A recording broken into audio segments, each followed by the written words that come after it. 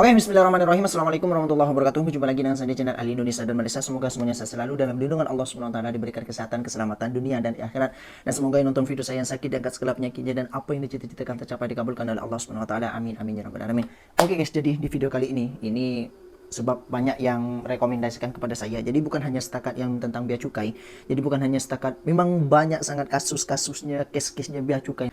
Jadi cuma ada beberapa saja yang ada dicopot daripada jabatannya dan juga ada yang ditangkap dan dipenjarakan hanya sekitar 10 tahun saja. Jadi setelah memeras rakyat macam itulah kan, menzolimi rakyat. Bea cukai memang sangat menzolimi rakyat sebab banyak keluhan-keluhan dan juga netizen-netizen di Indonesia ini sudah pada murka kepada bea cukai, disuruh bubarkan saja bea cukai ataupun dipecat semua karyawan bea cukai dekat sana dan diganti dengan yang baru, diganti dengan orang yang jujur. Jangan hanya diganti dengan orang yang pintar saja, sebab kalau orang pintar saja tanpa ada kejujuran, orang pintar tuh banyak pintar-pintarnya, pintar menipu, pintar berbohong, ataupun pintar memeras rakyat, ataupun pintar menzolimi rakyat macam itu guys.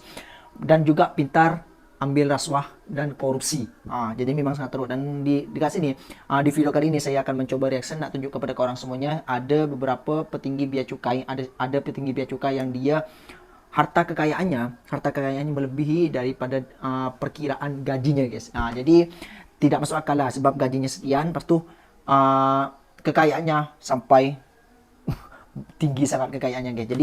Jadi kekayaannya 51 miliar tapi gajinya selama 1 bulan yang dicurigai gajinya dalam setakat kalau petingginya itu 3 juta sampai ke 5 juta macam tu, daripada tunjangan-tunjangannya juga. Oke, jadi dekat sini biar tak lama-lama lagi, jadi saya akan mencoba reaction dekat sini. Ada beberapa video yang tentang kasusnya bea cukai dan petinggi bea cukai dekat sini, dan ada petinggi bea cukai di kawasan lain yang sudah kena tangkap ditangkap oleh polisi dan dikenai penjara selama 10 tahun penjara. Tapi dekat situ netizen tak puas hati. Netizen ramai yang tak puas hati dengan hukumnya. Jadi kita melalui kasus kemarin yang penggelapan 9 mobil mewah daripada Malaysia tu, dan sekarang ni dia mungkin bukan apakah ditangkap atau tak, ataupun kasusnya macam mana, perkembangan beritanya macam mana, ataupun kasusnya macam mana. Dan sekarang ni saya akan buat reaction, akan tunjuk kepada korang semuanya. Dekat sini ada di daerah, di salah satu daerah dekat situ bea cukai, kepala bea cukai Makassar, ini dekat Makassar ya, Andi Pramono divonis 10 tahun penjara. Oke, jadi kita lanjut saja videonya. 1, 2, 3, play. Kepala Bea Cukai Makassar Andi Pramono divonis 10 tahun penjara dan denda 1 miliar rupiah karena terbukti menerima gratifikasi. Cuma 1 miliar rupiah guys, cuma 1 miliar rupiah dendanya. Jadi dan cuma 10 tahun juga penjaranya. Tak tahulah hukum kalau dengan rakyat-rakyat kecil tuh tinggi hukumnya. Oke, lanjut. Senilai 58,9 miliar rupiah. Gratifikasi itu diterima dalam bentuk mata. Kejap, rasuahnya lebih tinggi, suapnya lebih tinggi. Kenapa dendanya cuma 1 miliar? Dendanya cuma 1 miliar, suapnya lebih daripada 1 miliar. Tengok. Oke, lanjut. Uang rupiah dan pecahan uang asing. Vonis itu dibacakan oleh Ketua Majelis Hakim Ju Yamto dalam sidang di Pengadilan Tipikor Jakarta pada Senin 1 April 2024. Atas vonis itu, Andi mengaku akan mengambil langkah banding. Gratifikasi yang diterima Andi terungkap dari gaya hidup mewahnya yang viral di media sosial. KPK kemudian meminta klarifikasi terhadap laporan harta kekayaan penyelenggara negara milik Andi. Dari klarifikasi itu kemudian naik ke tahap penyelidikan dan penyidikan hingga Andi ditetapkan sebagai tersangka penerimaan gratifikasi. Selain kasus gratifikasi, Andi saat ini juga ditetapkan sebagai tersangka kasus tindak pidana pencucian uang yang saat ini dalam penyelidikan KPK. Tengok, bukan hanya satu kasus, bukan hanya satu case, bukan hanya satu case penyuapan, dibayar suap, tetapi penyucian uang. Tengok tuh, tapi dendanya cuma 1 miliar. Dendanya cuma 1 miliar. Kenapa kalau orang yang merugikan negara, merugikan rakyat macam ni, dia harta kekayaannya tak dimiskinkan oleh negara? Oke, kita lanjut guys. Dekat sini ada yang petinggi di bea cukai juga yang terbongkar kekayaannya, yang hanya yang sampai mencapai 51 miliar. Oke, kita lanjut. 1, 2. Oke, kita lanjut. 1, 2, 3, play. Dan tentunya kita Titip dari gaji. pusat juga saling membackup dan mendukung. Kinerja Dirjen Bea Cukai RI Askolani semakin disorot lantaran beberapa kebijakannya yang kontroversial hingga menuai polemik di masyarakat. Bahkan Menteri Keuangan Republik Indonesia Sri Mulyani pun pusing oleh kebijakan pejabat Bea Cukai Indonesia tersebut. Sri Mulyani Mengutip pun sampai pada pusing tuh. Kamis 2 Mei 2024, pihak Bea Cukai belum lama ini juga sempat menahan peralatan pembelajaran bagi sebuah SLB Gila. atau sekolah luar biasa yang berada di Jakarta. Bantuan sekolah pun Kini, di ditahan, tengah guys. kontroversi atas kebijakan Bea Cukai di Indonesia, publik pun makin menyoroti nilai harta kekayaan Direktur Jenderal Bea Cukai Askolani. Publik tercengang saat mengecek laporan harta kekayaan Askolani yang jumlahnya sangat fantastis, yakni mencapai 51,8 miliar rupiah. Pada tahun sebelumnya, Askolani melaporkan hartanya sebesar 43 miliar rupiah. Jika melihat dari laporan tersebut, maka nilai harta kekayaannya mengalami peningkatan secara signifikan. Lantas, berapa gaji dan token Askolani sebagai pejabat tinggi Bea Cukai Indonesia? Dan berapa banyak harta yang ia nikmati selama menjabat sebagai petinggi Bea Cukai? Askolani merupakan seorang ASN atau aparatur sipil negara yang memiliki jabatan sebagai pejabat tinggi di Bea Cukai. Adapun besaran gaji seorang ASN itu sesuai dengan golongan dan pangkat jabatannya sehingga jumlahnya beragam. Aturan mengenai gaji ASN di Indonesia tertuang dalam perundang-undangan, yakni Peraturan Pemerintah Nomor 30 Tahun 2015 tentang perubahan ke-17 atas PP Nomor 7 Tahun 1977 tentang Peraturan Gaji PNS. Adapun besaran gaji ASN dengan jabatan terendah adalah Rp1.486.500 sampai Rp2.224.600. Kemudian besaran gaji untuk ASN dengan jabatan ASN biasa tertinggi tuh. berkisar antara Rp3.422.100 sampai Rp5.620.300. Sebagai Dirjen Itu Bea gajinya Cukai tuh, guys. Indonesia, Askolani Tak sesuai, juga kan? menerima berbagai tunjangan istimewa termasuk token atau tunjangan kinerja. Besaran token ASN Bea Cukai tentunya beragam, jumlah terendahnya sebesar Rp5.361.800. Sedangkan tertingginya mencapai Rp117.375.000. Dengan mendapatkan tunjangan yang melimpah, sayangnya publik menilai performa Bea Cukai Indonesia minim. Tentunya tidak seimbang dengan upah yang mereka dapatkan. Sebagai upaya transparansi kekayaan pejabat tinggi Bea Cukai Indonesia, Askolani wajib melaporkan harta kekayaannya kepada KPK. Dalam laporan harta kekayaan penyelenggara negara, total jumlah kekayaan Askolani mencapai Rp51,8 miliar. Rinciannya, harta 51,8 kekayaan milik miliar. petinggi Bea Cukai tersebut antara lain berupa kendaraan sebanyak 3 unit mobil mewah, yaitu Alphard, Jeep, dan Nissan X-Trail. Total secara keseluruhan nilai dari 3 kendaraan bermotor milik Askolani itu mencapai ratusan juta rupiah. Selain itu, ia juga mengantongi kekayaan berupa tanah dan bangunan yang tersebar di wilayah Jakarta hingga Bogor. Nilainya mencapai 17 miliar rupiah. Ternyata Dirjen Bea Cukai Indonesia ini juga Habis punya semua hobi harta rakyat. investasi tanah. Tak hanya itu, Askolani juga memiliki sejumlah harta kekayaan dalam bentuk lainnya.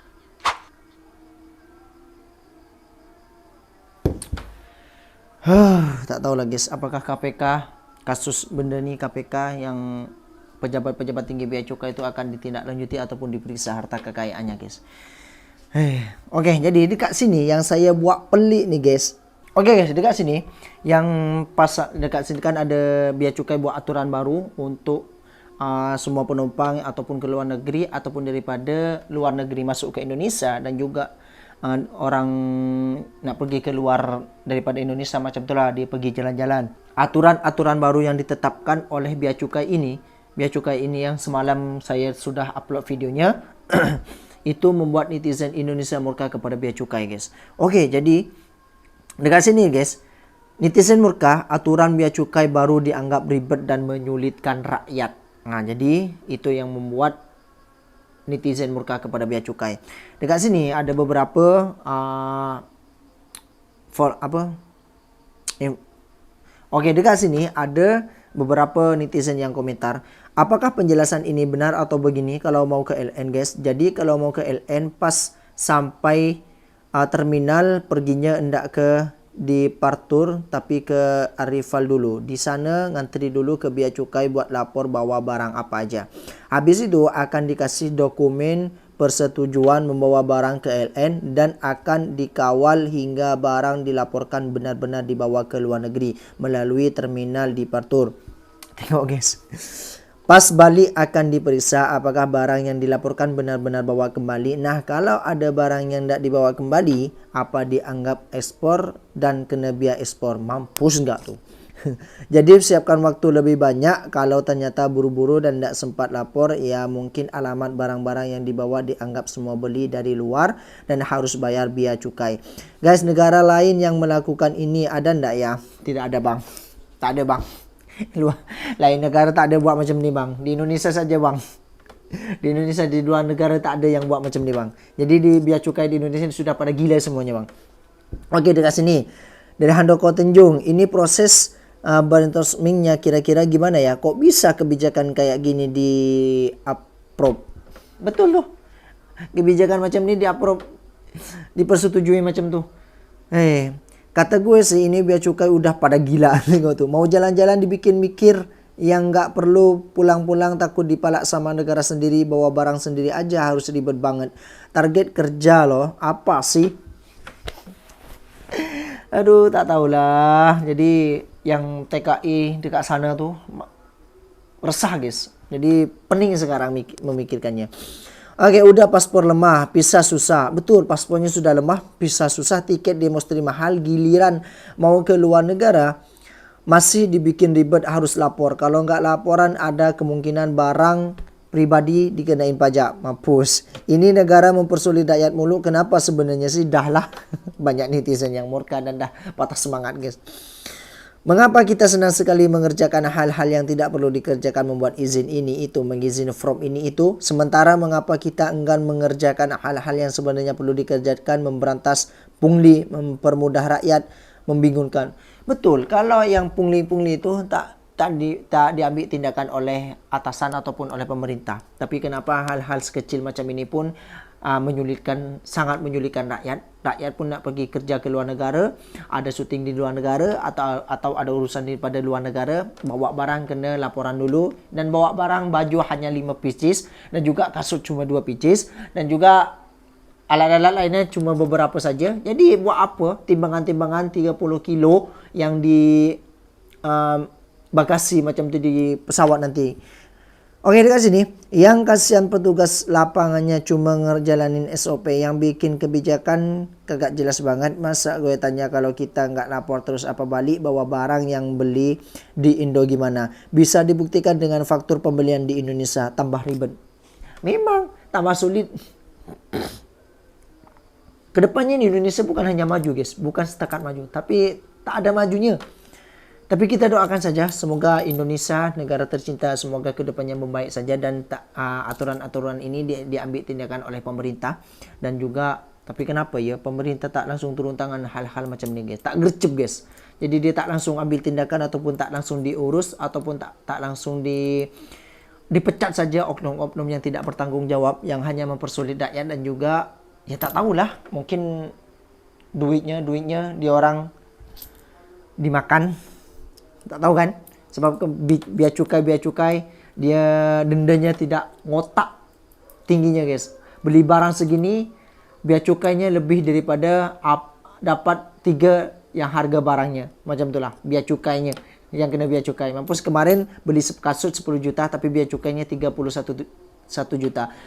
Ya kalau kita kirakan dapat kasut 3 pieces guys, biaya cukainya, dendanya. Aduh. Oke, dan dekat sini guys, yang saya buat geram nih dengan biaya cukai lagi, ini peti jenazah kena biaya cukai daripada Malaysia guys. Jadi jenazah ini kan datang daripada Malaysia, tapi dia kena biaya cukai setelah datang ke Indonesia guys, peti matinya. Orang meninggal pun dia kena biaya cukai juga. Bangke lah memang. Marah betul. Geram aku guys. Oke, jadi dekat sini kita lanjut videonya juga 1, 2, 3 play. Direktorat Jenderal Bea dan Cukai Peti Kementerian jenazah Keuangan kena kembali biaya mendapatkan tambahan sorotan biaya setelah cukai seseorang kembali mengunggah disorot. ceritanya di media sosial X. Ia menceritakan pengalaman temannya yang diminta pungutan biaya ketika membawa pulang jenazah dari Penang, Malaysia. Gila sih. Seorang pengguna akun X dengan nama akun Clarissa Ica menceritakan pengalaman temannya yang diminta pungutan biaya oleh bea cukai ketika membawa pulang jenazah dari Penang, Malaysia. Ia bercerita temannya diminta sebesar 30% dari harga peti mati jenazah tersebut. Ya Allah. Dikutip dari cnnindonesia.com, staf khusus Menteri Keuangan Justinus Prastowo mengungkapkan pihaknya sudah berkoordinasi dengan Kepala Bea Cukai Bandara Soekarno-Hatta, Sugeng Wibowo. Ia mengungkapkan keseluruhan pelayanan jenazah yang dilayani dengan mekanisme pemberitahuan impor barang khusus tidak dipungut biaya. Menurut Prastowo, terdapat biaya-biaya dari pihak handling kargo jenazah adalah biaya pengurusan jenazah seperti sewa gudang, ambulans, dan lain-lain.